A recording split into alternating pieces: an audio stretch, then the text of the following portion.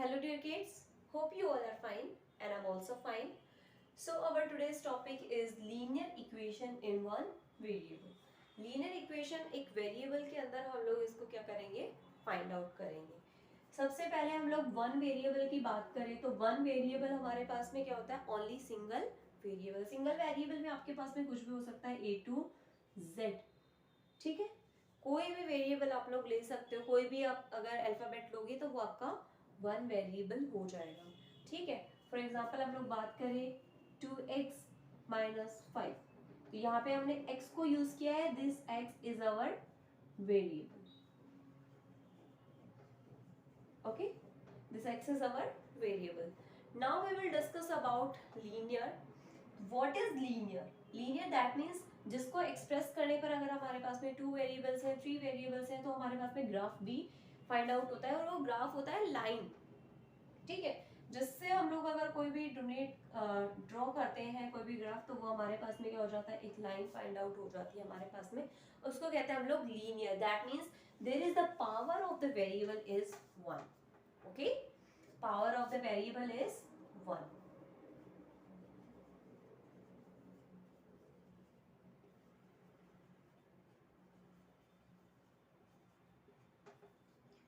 Okay. Now again we will discuss about equation. What is equation?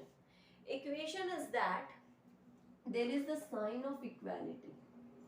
Okay.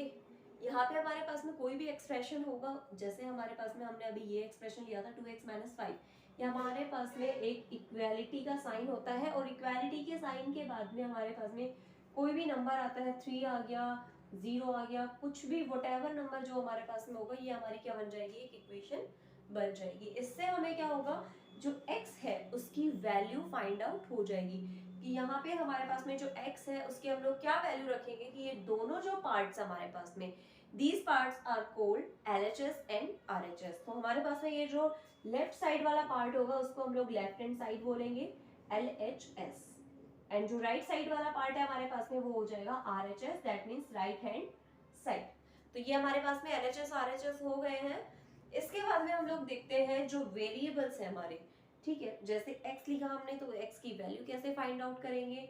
y हो गया हमारे पास में, तो कोई भी वेरिएबल है उसकी वैल्यू हम लोग कैसे कैसे फाइंड आउट करते हैं.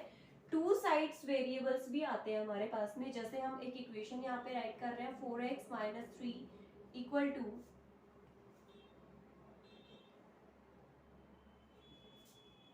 x minus 5.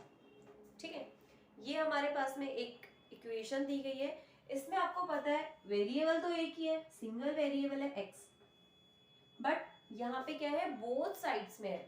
LHS में भी हमारे पास में क्या है, वेरिएबल है, और RHS में भी हमारे पास में क्या है, वेरिएबल है. ठीक है, तो इसको हम लोग सॉल्व करना सीखेंगे कि कैसे कैसे हम लोग यहाँ से हमारी वैल्यू जो है वो फाइंड आउट कर सकते हैं. ठीक है, अब हम लोग डिस्कस करते हैं एक छोटे से एक्सप्रेशन के साथ में, छोटा सा एक एग्जांपल ले लेते हैं जिससे आप लोगों को ये पता चल जाएगा कि आप लोग किसी भी इक्वेशन से अपना जो आंसर है, अपने वेरिएबल का जो आंसर है वो कैसे फाइंड आउट कर सकते हो, कि आपकी जो वैल्यू है वेरिएबल की वो कैसे फाइंड आउट होगी. ठीक है, so now we will discuss about the value of the variable.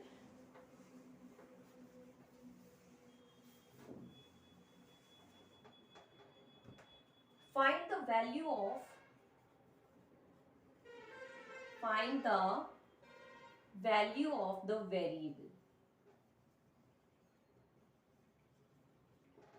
सबसे पहले हम लोग यहाँ पे वन साइड का लेंगे, one side variable,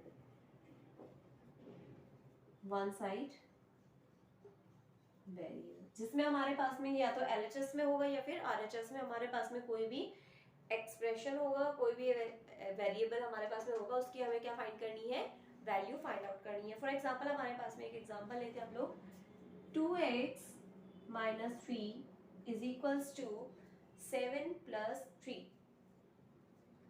7 plus 3.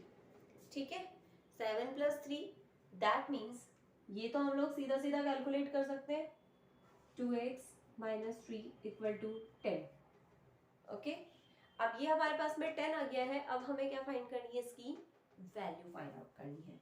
Value के लिए हम लोग 2x को इधर ही रखेंगे, जो वेरिएबल्स होते हैं हमारे पास में, वेरिएबल्स को हमें वन साइड रखना है और उसके अलावा जो भी वैल्यू है हमारे पास में उसको हमें कहाँ ले जाना है, सेकेंड साइड में। अगर हमारे पास में LHS में वेरिएबल है तो हम बाकी वैल्यूज को लेकर जाएंगे RHS में, और इफ हमारे पास में अगर LHS में कोई भी वेरिएबल है तो उसको हम लोग लेकर आएंगे बाकी वैल्यूज को RHS इसमें LHS में। ठीक है, तो इस तरीके से हम लोग हमारे वेरिएबल की जो वैल्यू है उसको फाइंड आउट करते हैं। तो फर्स्ट स्टेप हो गया हमारे पास में कि हमारे पास में जो -3 है उसको हम कहाँ ले जाएंगे, RHS में। जब हमारे पास में कोई वैल्यू या तो LHS में है या RHS में है, प्लस माइनस में जो वैल्यूज होती हैं वो सेकेंड साइड में जाते ही किसमें चेंज हो जाती हैं, उनका साइन चेंज हो जाता है। अगर प्लस में है तो वो माइनस में हो जाएगा और जो माइनस में है वो पॉजिटिव हो जाता है। तो हम इसको सॉल्व करेंगे 10 + 3, तो 2x = हमारे पास में कितना हो गया, 30। ओके, अब हमें क्या करना है, x की वैल्यू फाइंड आउट करनी है। तो हम सिर्फ इधर क्या रखेंगे, हमारे वेरिएबल को रखेंगे। ठीक है, वेरिएबल के अलावा जितनी भी हमारे पास में वैल्यूज है उसको हम लोग क्या लेके जाएंगे, सेकेंड साइड में लेकर जाते हैं। ये हमारा नेक्स्ट स्टेप होता है। तो हम लिखेंगे यहाँ पे 13 / 2। अब मैंने इसको डिवाइड क्यों किया है, क्योंकि अगर हमारे पास में कोई भी वैल्यू, जैसे हमने LHS RHS की यहाँ पर बात करी थी पॉजिटिव नेगेटिव की, वैसे ही डिवीजन और मल्टीप्लाई में होता है।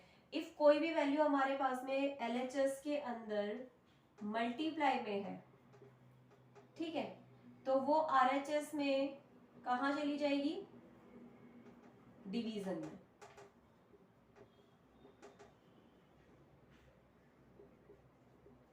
ठीक है, और इफ यही वैल्यू हमारे पास में डिवीजन में है x/LHS, कोई भी वैल्यू लिख रहे हैं हम लोग यहाँ पे LHS का, दैट नॉट मीन्स कि यहाँ पे LHS ही है, ये पूरा पावर ही LHS में हो जाएगा। ठीक है, तो x = क्या हो जाएगा हमारे पास में, LHS को RHS से मल्टीप्लाई कर दिया जाएगा। यहाँ पे जो भी वैल्यू होगी हमारे पास में उसको हम लोग क्या करेंगे, मल्टीप्लाई कर लेंगे। ठीक है, इस तरीके से हमारा क्या होता है, यहाँ पे चेंजिंग होता है LHS से RHS में। तो यहाँ पे हमारे पास में 2 मल्टीप्लाई में था, अब हमने क्या कर दिया, 2 को उधर डिवाइड में कर दिया। अब आप चाहो तो इसका आगे भी सॉल्यूशन कर सकते हो। ठीक है, आगे सॉल्यूशन करेंगे तो हमारे पास में आ जाएगा 6 1/2। ठीक है, तो 6.5 हमारा क्या आ गया, आंसर आ गया। इस तरीके से हम लोग किसी भी वेरिएबल की वैल्यू फाइंड आउट कर सकते हैं। ठीक है, दूसरा कोई एग्जांपल लेके देखते हैं हम लोग, उससे हम लोग हमारी वैल्यू फाइंड आउट करेंगे।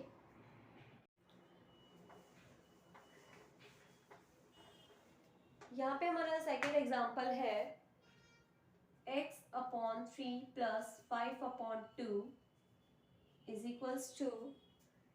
-3/2।